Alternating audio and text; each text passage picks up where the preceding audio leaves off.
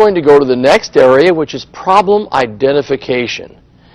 You see, if this lead we're working with at the table is a referred lead, you'd use the referrer as an example.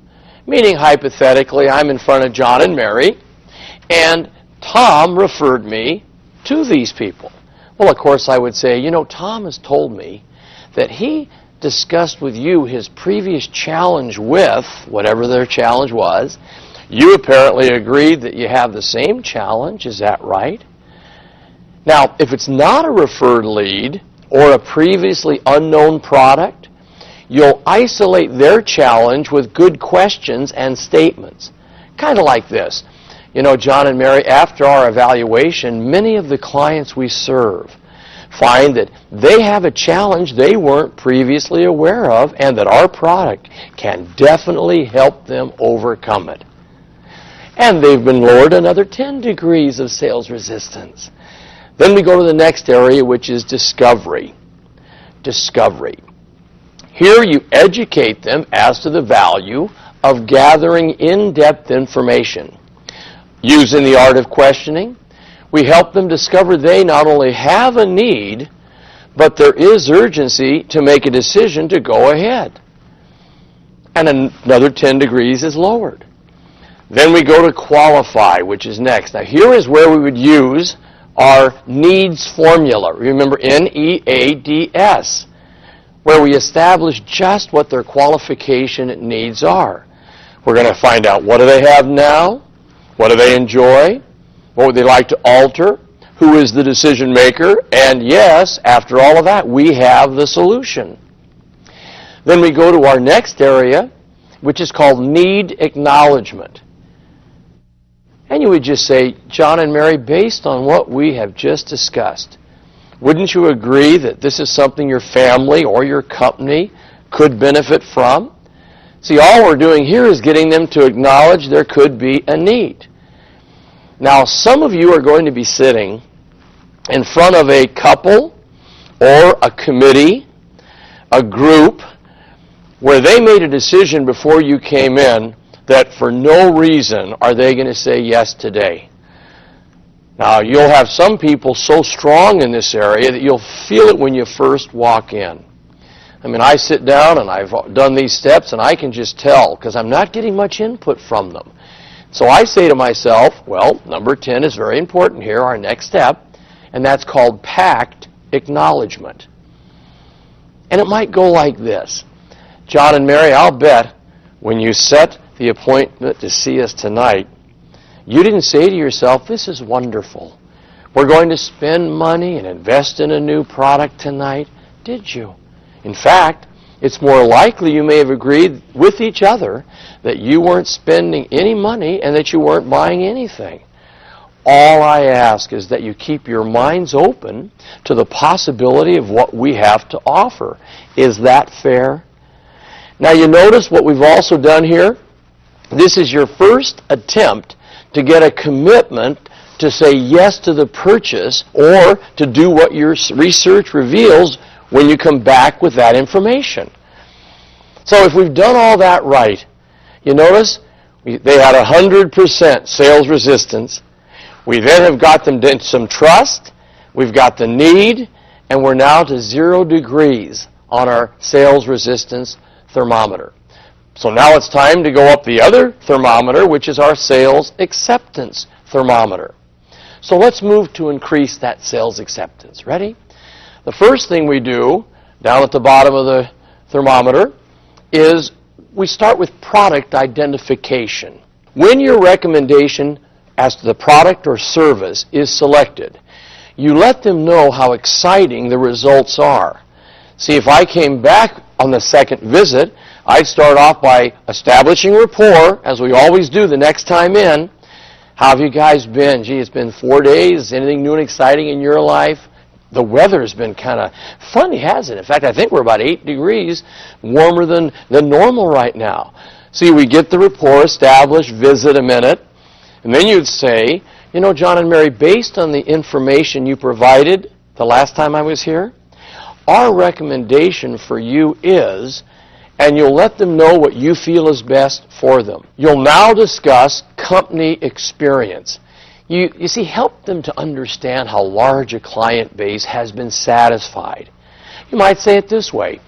You know, John and Mary, based on all the years and thousands of clients we've served, most of the recommendations we have tonight are similar to all the other people that we've satisfied with our product. Then you'll go to the next area, which is salesperson expertise. You see, it's important they know that you are a professional. So you're going to share with them your track record with the company.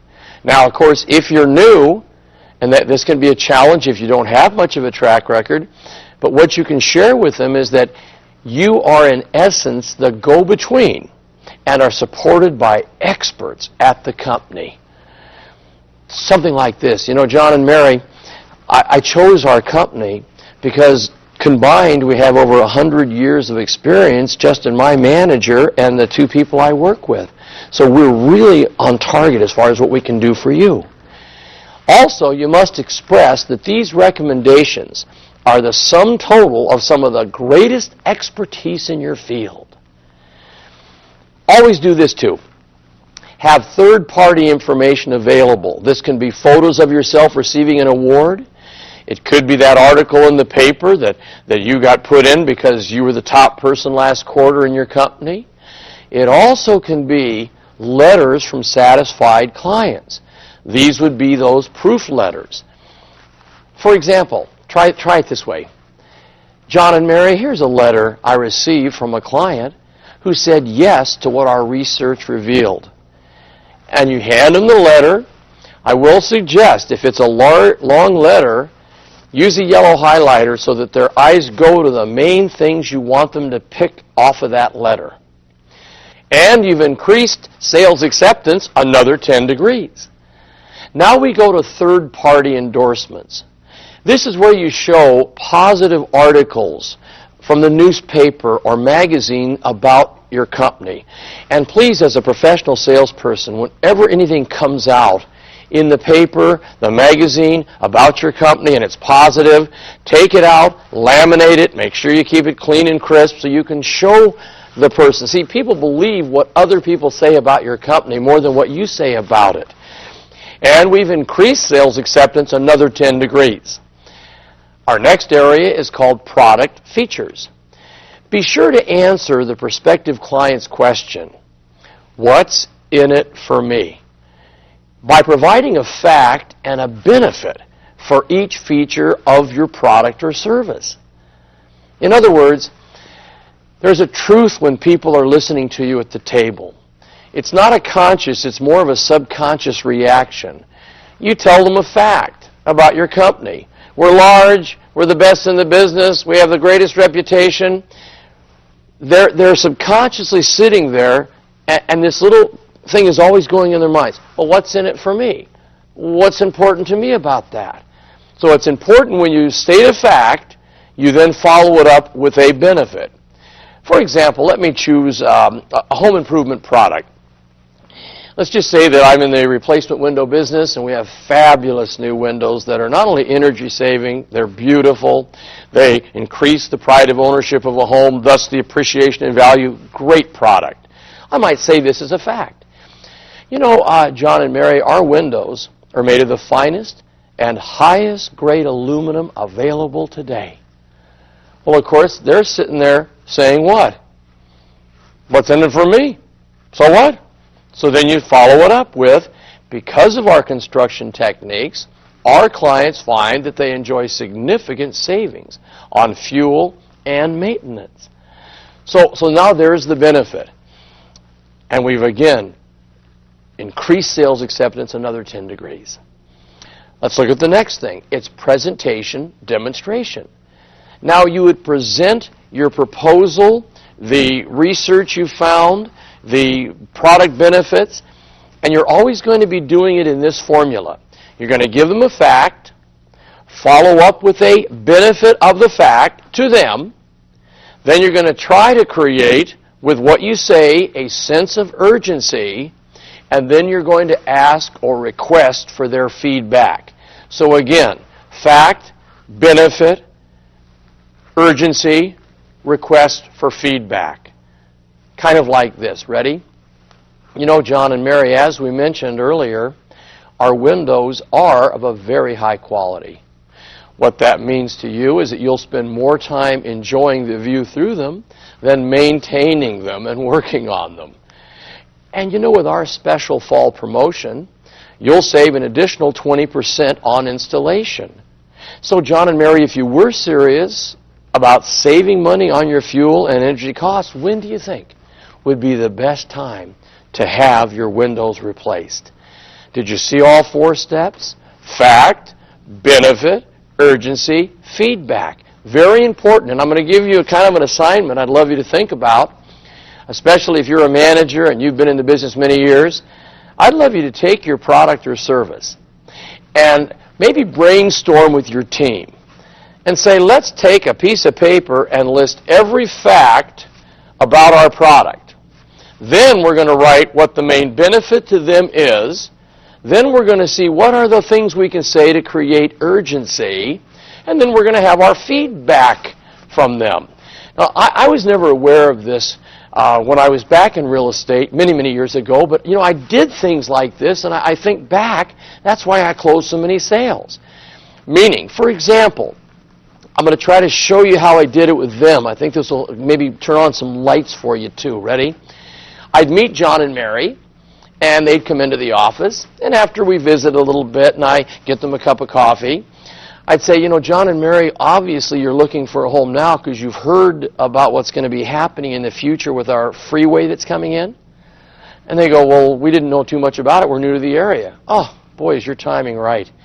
You see, they've already proposed the freeway. And as you're probably aware, whenever a freeway comes in, bringing more people, easier to get to work, there's just a jump in appreciation in property.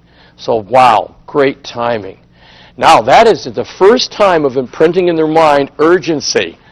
Then, of course, I'd show them homes. I find the one that they like.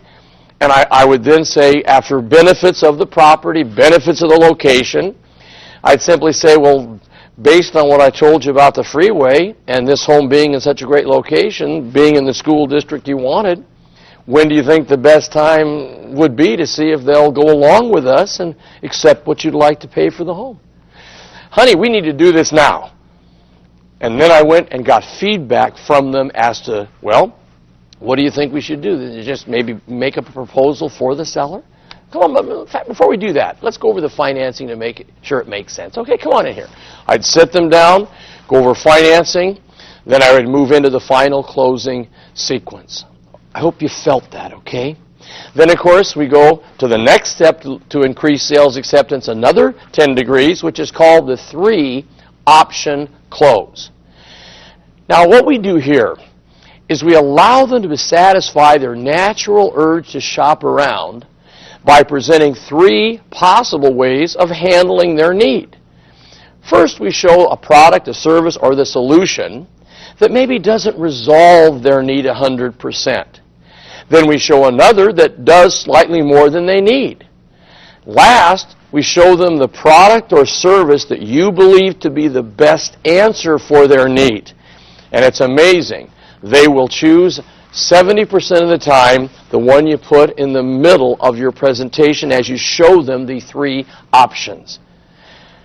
Then, of course, we've now increased sales acceptance another 10 degrees. We'll go to the next area, which is called break the pact.